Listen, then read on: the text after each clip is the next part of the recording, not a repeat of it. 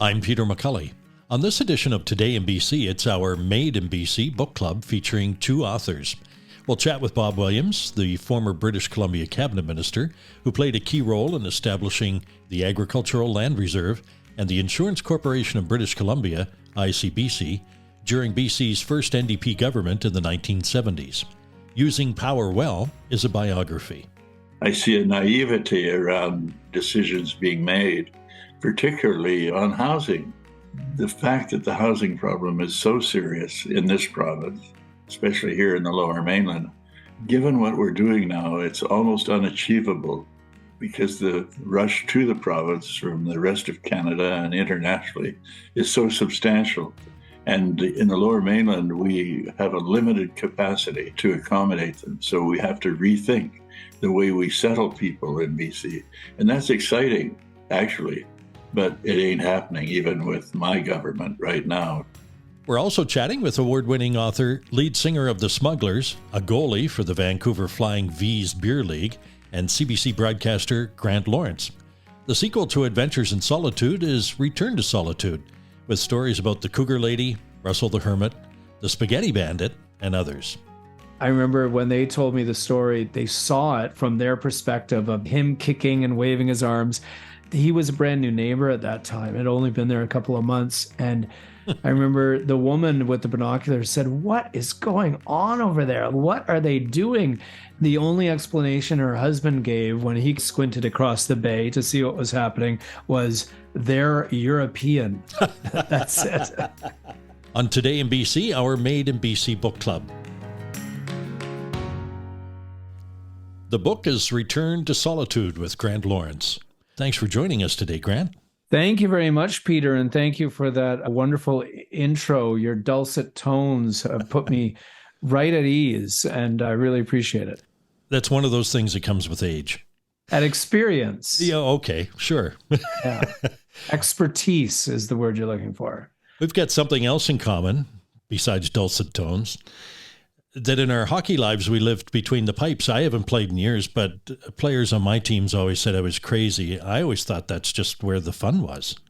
Yeah, and I call it the lonely end of the rink, and I've even written a book about that experience.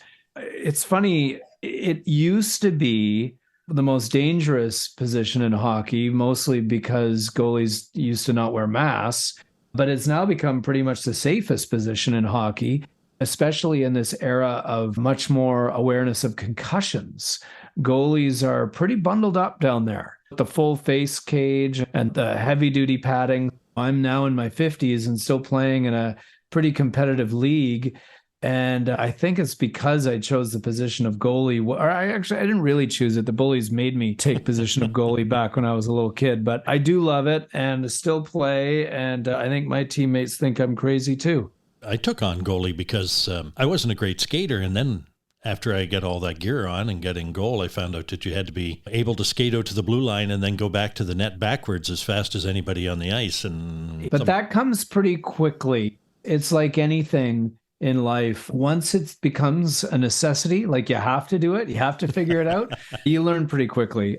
I see that all the time. Throw them in and you learn. And it's playing and having fun with any game is a great way to learn the game. My son, who's 9, is currently figuring out the myriad rules of Little League Baseball, which they are now playing full regular rules.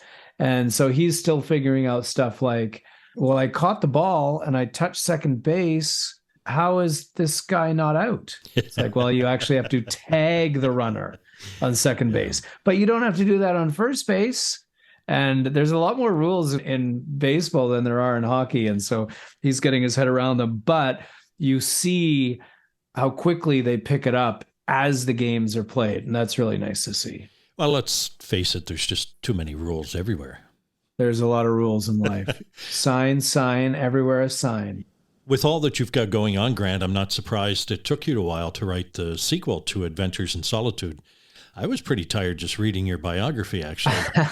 And you mentioned that you've got a couple of children and your wife, Jill, and you've got all these other things going on. Yeah, a little dog behind me too that might occasionally give a bark. But yeah, there is a lot going on. But there was 10 years between Adventures in Solitude, my first book about Desolation Sound, and Return to Solitude. And there's a couple of reasons for that. But the main reason was that these are nonfiction books, creative nonfiction, and they're about real people. When the first book was a surprise success, the publisher, Harbor Publishing, incredible publisher here on the coast, said, write another one of those because this one was successful. That you see that in any form of entertainment, in film, in music, in books, is just do that again because we can keep selling this. But I couldn't do it again right away because the stories just weren't there yet. I had told all the stories up to that date, and I had to wait until I felt I had enough new stories piled up essentially to fill a second book. And that took a decade. So, in the first book, you're introduced to Bernard the German, you're introduced to the Cougar Lady and Russell the Hermit. In this new book, we take them to their end, to their conclusion in life. Pretty much every one a pretty bizarre tragedy. And I laugh. That's one of the rare times when someone will laugh when saying the word tragedy. But one of the reasons I write nonfiction is you just can't make this stuff up in the way that some of these larger than life, off the grid characters left this world. You couldn't make it up. In particular, I'm thinking of Bernard the German, and I don't want to give away any spoilers, but this was a huge bear of a man that I became friends with in Desolation Sound. He had a health scare, midlife crisis, decided to sell his cabin in Desolation Sound, buy a sailboat, see the world, and he came to a very bizarre and unlikely and unpredictable end, and a very unlucky end in the South Seas, but not to give too much away. Bernhard the German, there's a very funny story that left me very itchy about ticks. Yeah, that story that you're referring to, and you're pronouncing his name the way he originally pronounced it when he was born in Trier, Germany, just in the aftermath of World War II, when his town was basically a pile of rubble. It was on the Western Front, oldest city in Germany, and his name was Bernhard. He got teased for that when he got to Canada, teased for a lot of things when he got to Canada. It was not popular to be a German in Canada post-World War II at all for decades, and that lingered. And so even though he was born innocent, nothing to do with the conflict, his parents avoided the conflict. They were not fascists. They were anti-Hitler, but you had to keep that under wraps in Germany at that time. They got to Canada. Bernie changed his name to Bernard to be teased less. But to get to that tick story, Bernard held on to a lot of European customs.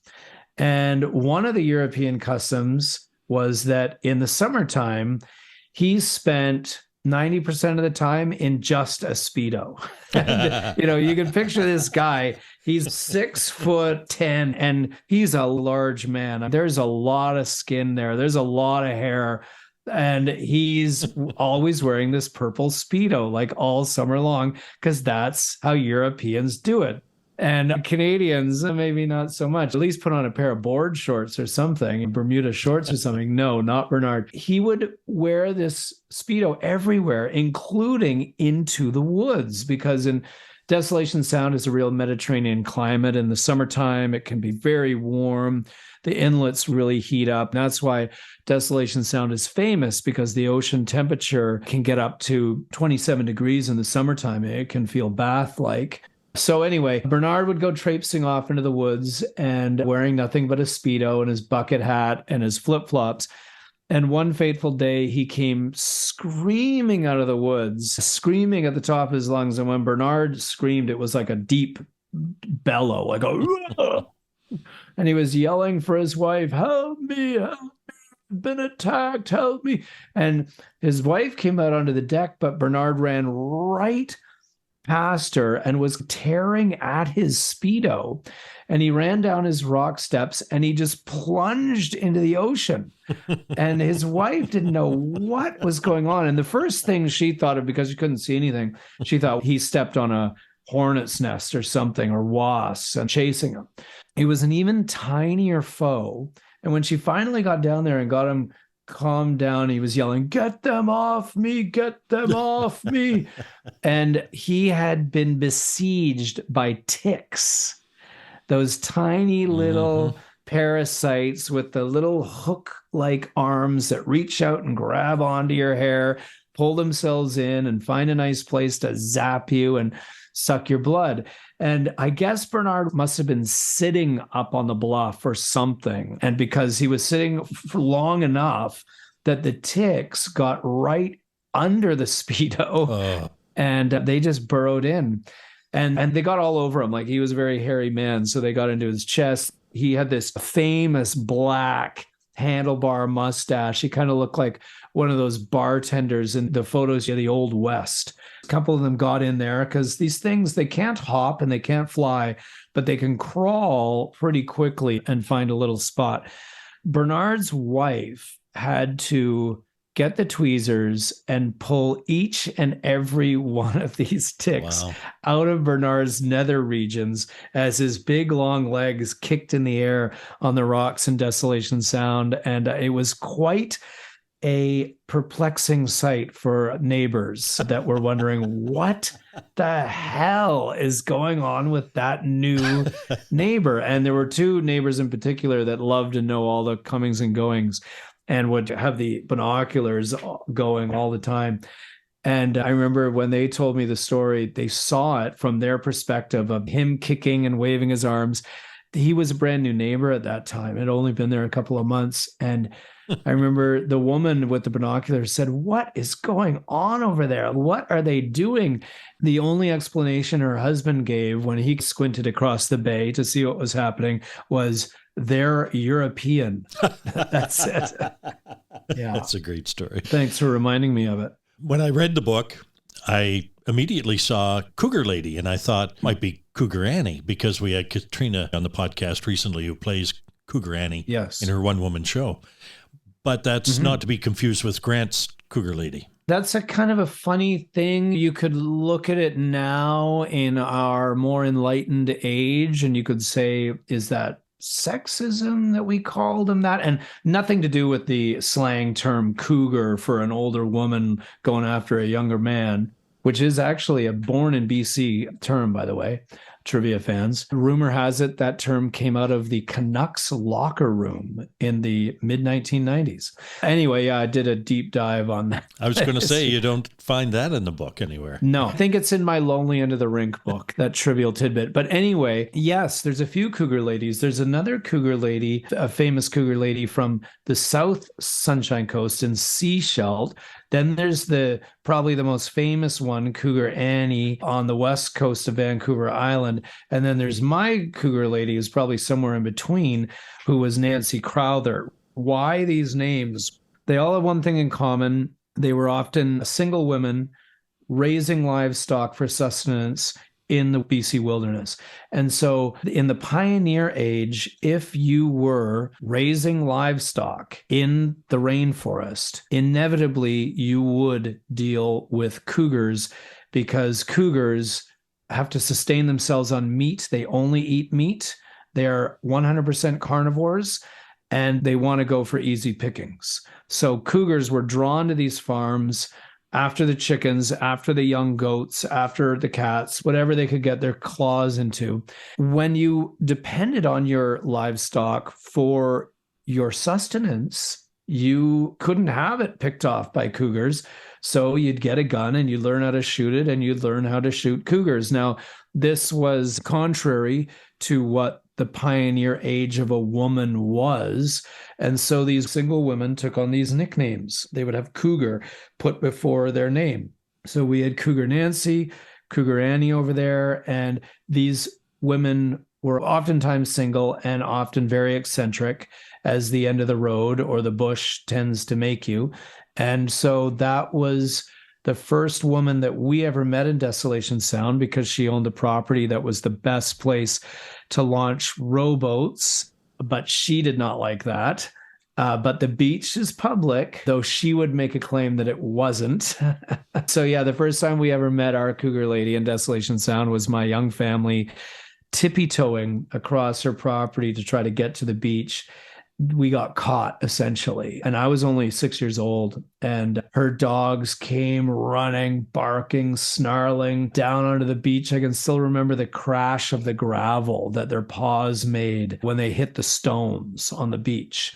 I was petrified. Here's a pack of dogs. And I was only 6 years old. And I remember my dad grabbed me and just plunked me into the rowboat. And he grabbed an oar and turned to meet this pack of dogs. And then we heard the word, quiet, in a kind of a British accent.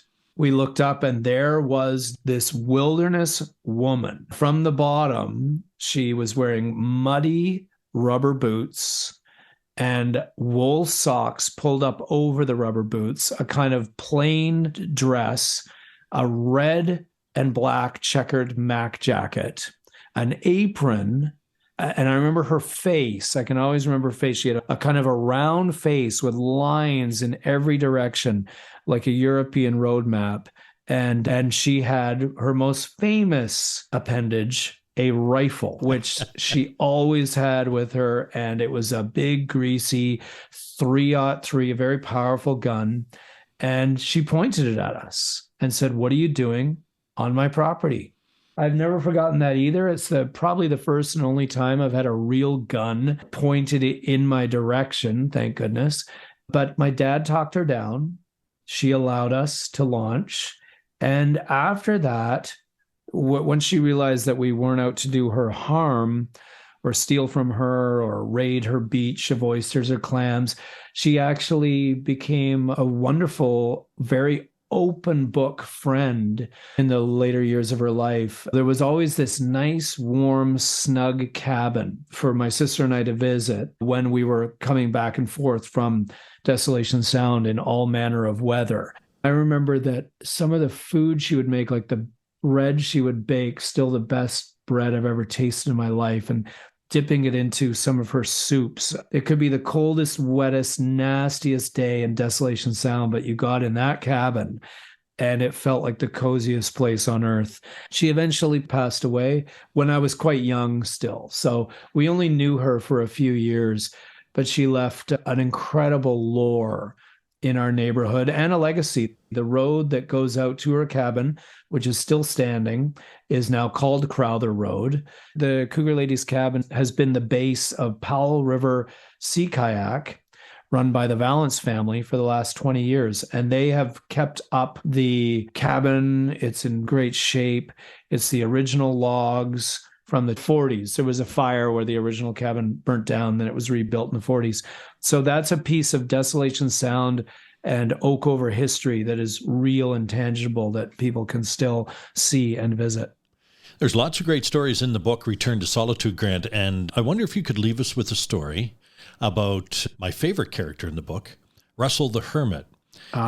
Somehow he was married to a woman who finished second in the Miss Nude World Contest and had a run-in with a Sasquatch.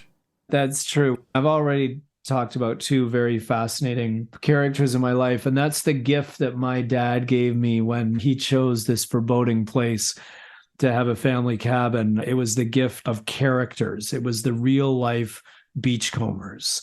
At first, my family was very much not into it because it's a rough, wild wilderness environment. You never know what the ocean's going to throw at you.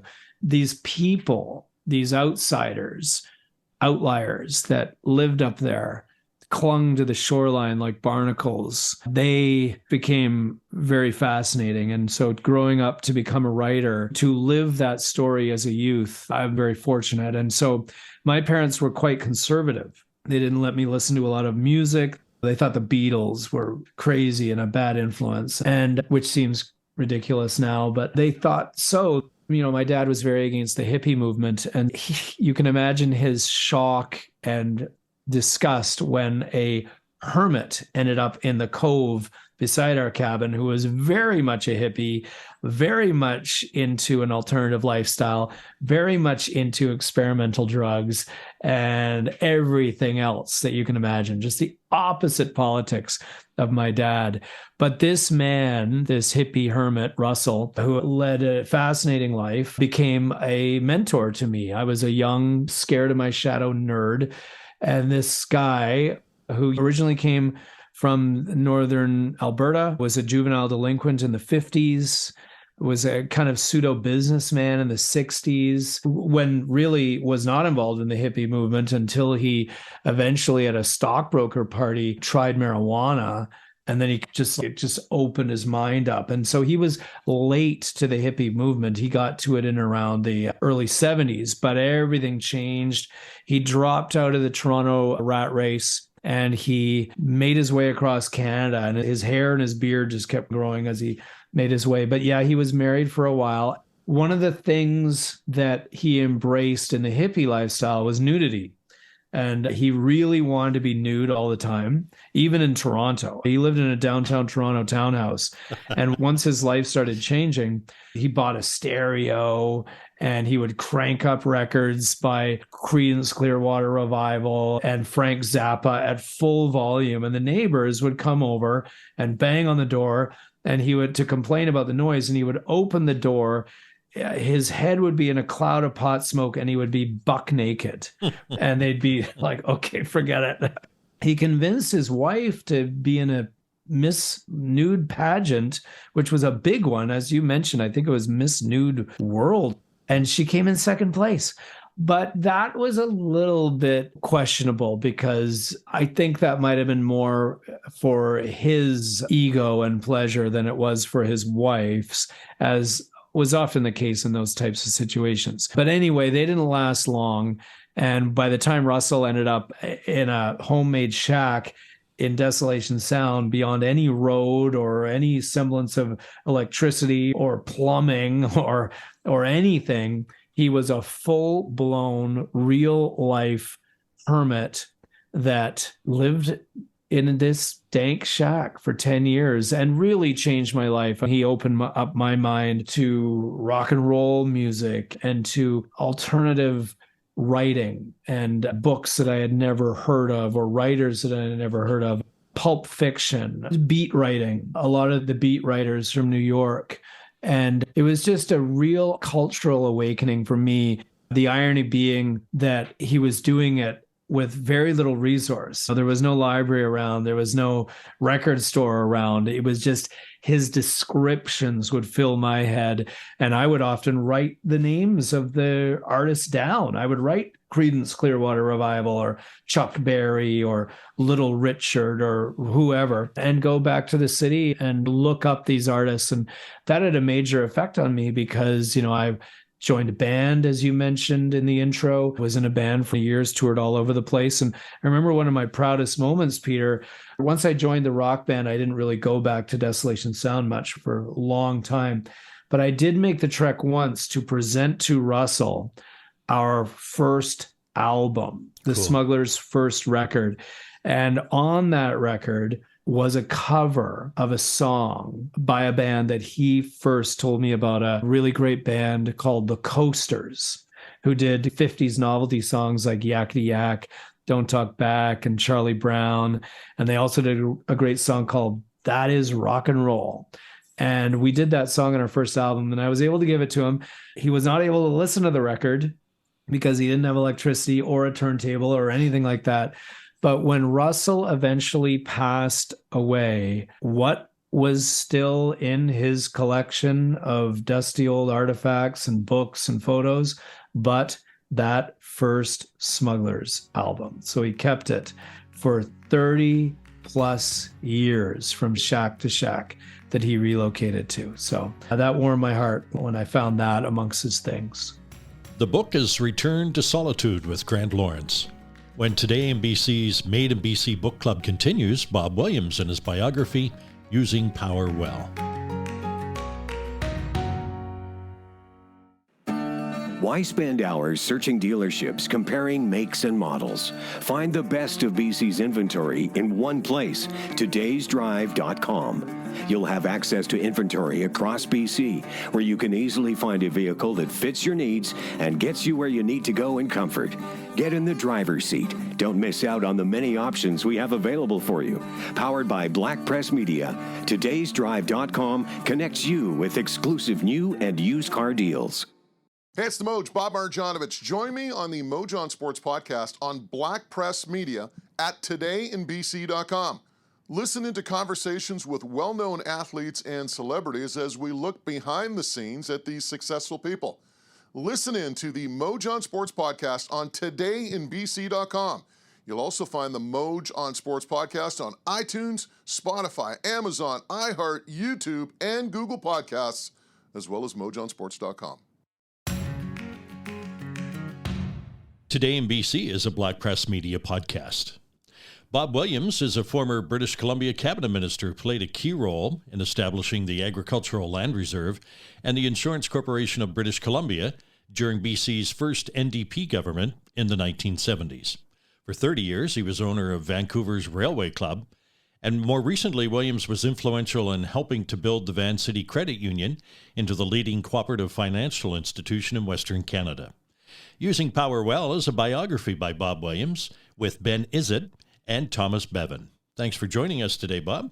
Well, it's a pleasure. I was reminded immediately reading your book about how young the city of Vancouver really is in comparison with, say, Eastern Canada, when you were writing about hauling drinking water as a young lad in Northeast Vancouver and living in cottages on the east side. Well, it's true, and I've been fortunate to live a long life and have a memory. I have fond memories of being with my grandmother at her squatter's cabin at Roche Point on the North Shore and rowing her across the inlet from Burnaby and packing food. And as a 10-year-old, I rowed my granny across the great inlet that we have here and had wonderful illegal summers. Early in your career, you became a planner for the city of Vancouver, which, as it turned out, gave you quite a bit of insight, which was valuable into the inner workings of the city when you decided later to run for the position of alderman. Yeah, that's right. The east side of the city was always left and never represented on council, and they had purposely rigged it so that we wouldn't. And so it was wonderful as a young man of 31, 32 to challenge the whole civic establishment out of nowhere. I came in last, but I came in. It was a wonderful experience. As it turned out, the council was very receptive to my reasonable left ideas and accommodated me regularly to the point where, the most conservative of them were shocked that they hadn't made control of the place. So it was a lot of fun. And there was a particular zoning issue where they were doing zoning in Kerrisdale, and most people didn't want Kerrisdale to expand. And I was keen about Kitsilano, which wasn't the Kitsilano we know today. It's what I envisioned. And I realized that there was one alderman who was near senile, but if you captured him on Kitsilano, you captured him and then you got the vote.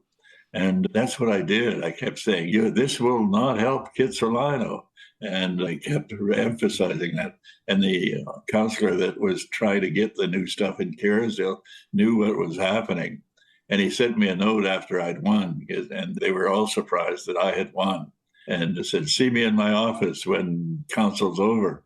So I thought, and I waltzed over to his office and had opened his empty filing cabinet and pulled out glasses and a crock. And he said, sit down. That's the best piece of work I've seen in there for years. You really had me. When you started really rattling the Kitsilano name and the councillor who ran Showboat there and so on, finally woke up and realized how he had to vote. He knew that he was added.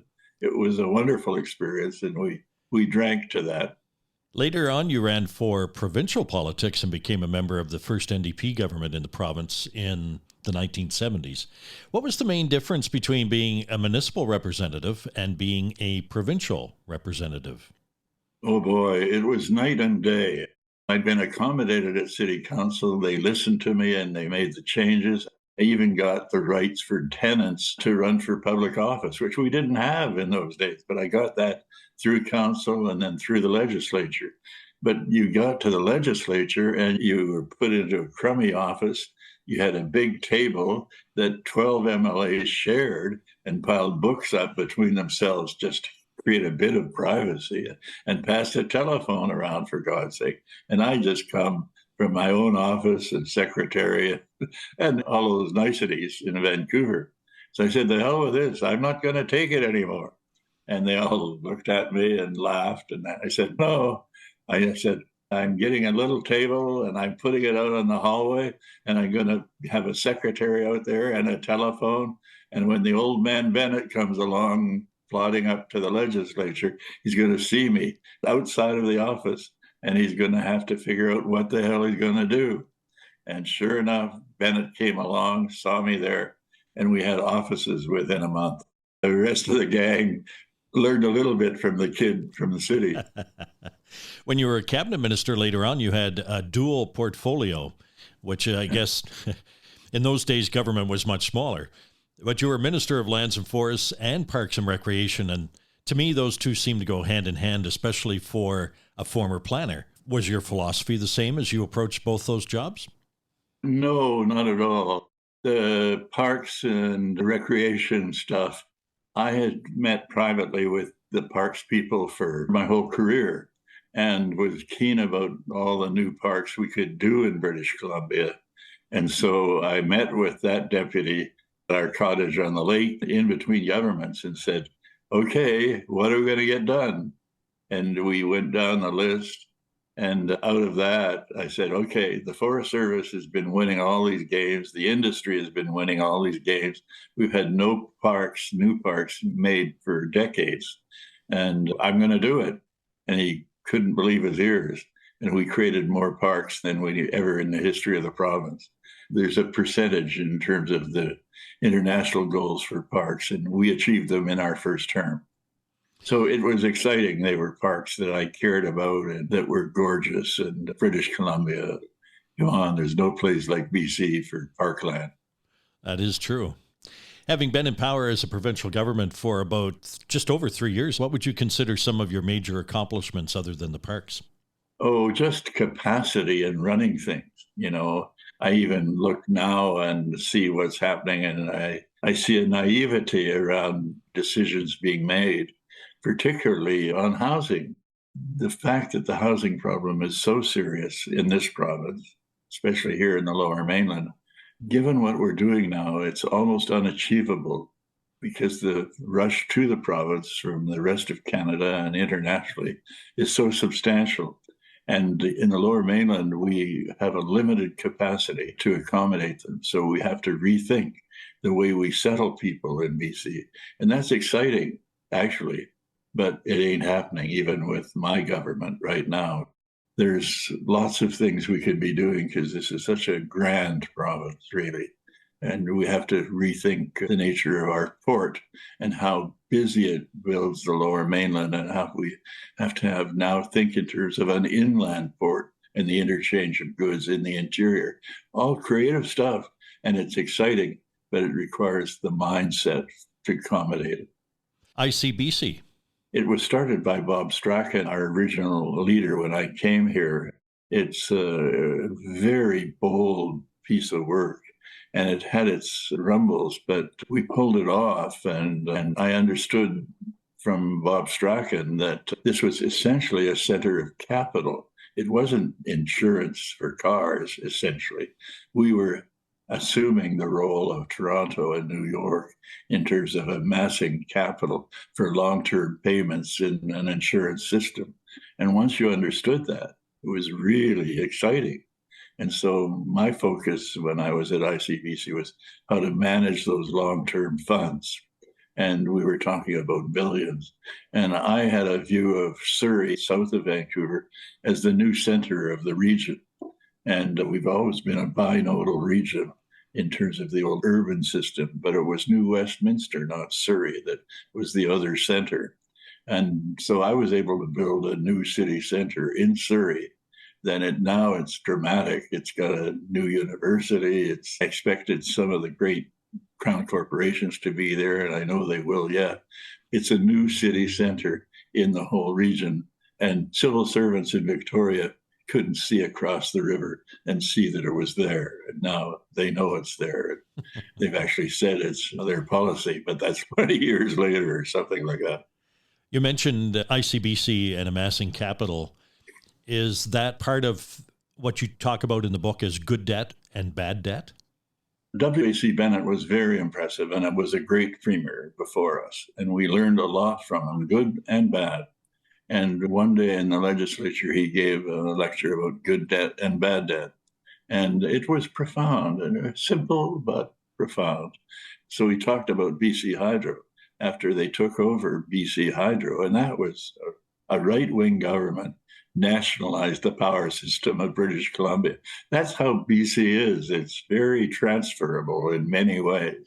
WAC said, debt at BC Hydro when you're building new dams and solid stuff for the province, that's good debt. It's not dead debt. It's not dead in terms of achieving new things and new products.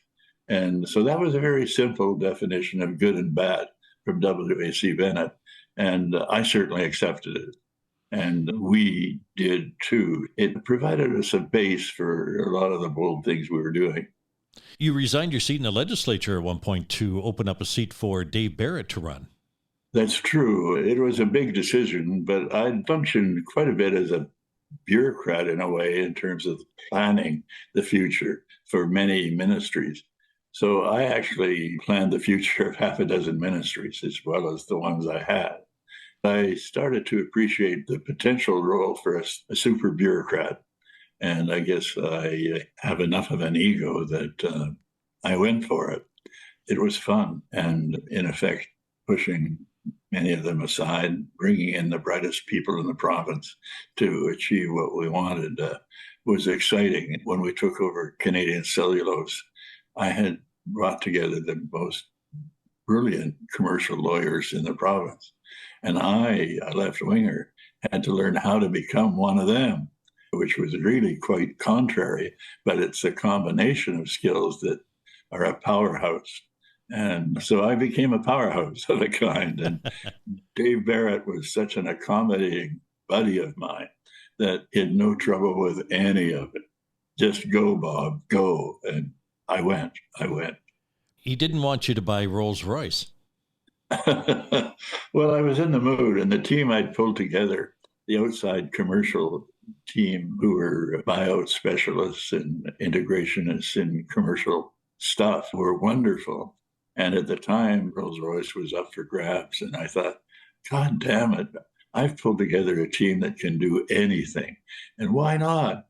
Rolls-Royce is up for grabs. I was satisfied Rolls was a wonderful product, despite the bumps they were in. So one evening I said to Dave, God, I've got a team here and we're ready to go. I'd like to go after Rolls-Royce. And Dave would take anything and imagine anything. Finally said, whoa. And I'd already taken over several forest companies and they were all going well. And what the hell? And he said, I think you got enough on your plate, Bob. He says, but what is it about Rolls-Royce? I said, we are British Columbia, aren't we? But no, we didn't go with that. But it would have been fun, and I'm sure it would have been a success. And wouldn't that be something? Well, there would be a lot of British Columbians driving Rolls-Royces instead of BMWs, I'm sure. Exactly. Bob, Tell me about your co-writers, Ben Izzet and Thomas Bevan. Thomas here is a wonderful example of potential of us in British Columbia. We're both graduate planners, decades apart.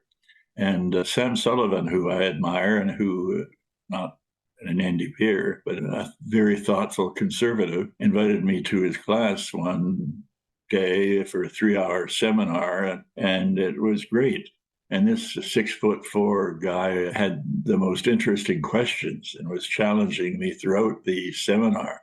And he followed me out of the classroom afterwards and said, hey, Bob. And I turned and we talked, and he said, what should I be doing with my life? And he was a graduate planner in my field. And I said, based on just our session here, keep doing what you're doing. And I said, but then I stopped and turned and I said, but just a minute, I've got a big project coming up and we might want to use you on it. And he said, great. And this young man who said, what should I do with my life, is still helping me out and changing the province in many ways. And it's got a great potential in terms of using his potential long life in very good ways, poisoned by my attitude. We've become really good friends and academic buddies. Thomas is now with BC Housing and doing wonderful work there, and in a very creative way. That's on its way. Ben Isaac, I met while I was working on forestry stuff in Vancouver Island in the Cowichan Valley, which I still am connected with. And he offered to become the first editor. So we got the bulk of the book done, and then Thomas was on my back over here to complete it. And we did. And Ben, at the time, was a city councillor in Victoria, and he's an historian as well and taught part-time at SFU. And he's had a very aggressive career in Victoria, topping the polls and then getting tossed out. And he's also trained as a lawyer in the meantime. So he's doing very creative, aggressive stuff on the island around protecting old growth and stuff like that. So I've been really fortunate to have two excellent people working with me and pushing me up the hill. So Thomas has been here pushing me for some time, and so I've been far more productive as a result. It's his energy, not mine, that's pumping this up. That's a great story, Bob. And I love a great story, and I'm sure there's a lot of stories you could tell me about owning the Railway Club in downtown Vancouver. Well, I'm interested in the mix of things, the economy and the nature of the business and so on. And I'd come to the conclusion that early beer parlors in BC were the best investment in town. And once I'd thrown myself out of government, I was too corrupted as a politician to be a planner in any town at all. And even though that's unfair, it's the way it is. And so I ended up finding a beer parlor out in Port Moody that was a good buy. I liked them because they had capital assets that were solid, the real estate. And the real estate generally in beer parlors was fantastic and undervalued. And then there was just the business itself as a productive, churning business. And their role as the living room of the community, which is the way I saw them in the East Side particularly. And so I bought the one in Port Moody, and it did really well. But I realized after a short time that they were essentially entertainment businesses. The booze was certainly there, but you had to have entertainment. And we became the country music palace of the suburbs and did very well financially. And then the truth is my two elder children couldn't find jobs. So we sold the bar in Port Moody and we picked up the Railway Club, which was an old aberration run by an amazing few people, including this woman who was retiring. My eldest daughter is brilliant in terms of music, and it became the music center for the whole city. And her capacity and her son's capacity at the front proved to turn it into one of the best places in town and out of nowhere. And out of that, Janet found Katie Langley, who was just a farm entertainer in Alberta. And we brought her out to BC. And we had lineups every night to see her. It was the beginning of her outside of Alberta role. And she became friends of all of us and a wonderful, interesting person, as well as maybe the greatest singer in Canada. And that was really exciting, getting to know Katie. And so we went down to San Francisco and got our first shows there. And we were just up on stage, backstage, watching from there. And that was when she turned out Shadowland, a record that was a great record at the time.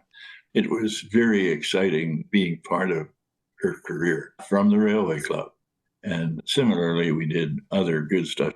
Janet then became manager of Spirit of the West, which was a very good band from BC that wrote about the Railway Club. And there's a great band in Newfoundland that wrote a song about the Railway Club, Meet Me Tonight. I'll buy the first round. I found a little place you may not have found. It looks down on the city from the underground. It was a second-story bar. So once that happened, I knew we'd made it as a bar and entertainment center. Bob, how was your relationship with Jack Webster in those days of being in government? He was known for not giving anybody too much rope. It's true. He may have given me enough rope to hang myself, but it didn't happen. I liked Jack. He was aggressive and informed and put us all on the spot, to the point now where there are awards given in his name appropriately. But he dominated the news waves at the time. And I got along with him, and I enjoyed his tough interviews. If he's tough with you, you get tough back, and you survive. The book is Bob Williams' biography, Using Power Well. Bob, what advice would you give to someone who wants to become a more effective leader? Be yourself. Above all, be yourself, and have the strength to keep really plugging on stuff you care about. Some of the ideas I have take a long time to get rooted. And I'm a follower of Henry George, an early American radical economist who saw the settling of the West as an indication of access to land and property rights and those values as the means of getting ahead. And I profoundly believe them and don't think that economists think about some of those issues enough. They're freebies, the value of your land or the street or whatever. And it's there in many other ways, like airplane slots in airports and you name it. These are huge values that are not really ours. They're property values that we didn't create. So once you understand that stuff, you start breaking down the privileges that are out there that people automatically accept are theirs. And that's that. But that's not the world we live in. And beginning to understand that begins to separate the issue of wealth in our society. So in that way, it's profound and always guided me as I worked away. I'd like to thank Grant Lawrence, author of Return to Solitude, and Bob Williams, author of Using Power Well, for being with us on this edition of Today in BC's Made in BC Book Club. If you have suggestions or comments, send a voice message to podcast@blackpress.ca. You may be part of our podcast mailbag segment. You'll find Today in BC podcasts on iTunes, Spotify, Amazon, iHeart, and Google Podcasts.